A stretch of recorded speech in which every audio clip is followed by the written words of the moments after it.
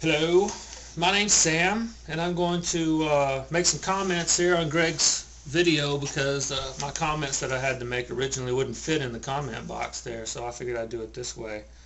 Now, I've never done this before, so I thought it might be fun, and I got a flip video camera that's fun to play with, so all that combined into making me want to do a video response just for the fun of it. I actually watched two of Greg's videos. The reason I keep looking over there is because that's where my computer is. And you want to see it? There's my computer. There's oh, who cares? Anyway, yeah. So in the previous video, Greg was defining moral freedom, and he defined it as the ability to do good and evil. And then he says God has no moral freedom because his character renders him incapable of doing evil. Yet God is good. Now in the second, now I was fine with all that. You know, I'm a Calvinist, I'm a compatibilist, big fan of Jonathan Edwards too, by the way. You should all read The Freedom of the Will. I actually wish Greg Koukl would read it.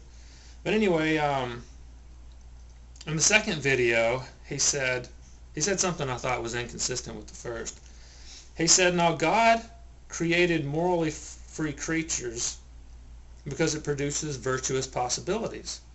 And he goes on to say that virtue would not be possible in a world without moral freedom. So he's saying that moral freedom is necessary for a person to be good. Like Mother Teresa, she can't be good unless she has moral freedom. Now something is awry here. Because on the one hand, he's saying, you know, that God has no moral freedom, yet he's still good. But at the same time, he's saying that you can't be good unless you have moral freedom. Obviously, there's a problem here.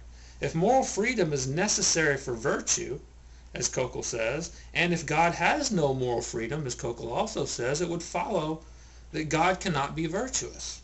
But if God has no moral freedom, as Greg says, and God is still virtuous, which Greg also says, it would follow then that moral freedom is not necessary for virtue. So anyway, that's my critique. There seems to be something awry in these two videos of Greg Koukl.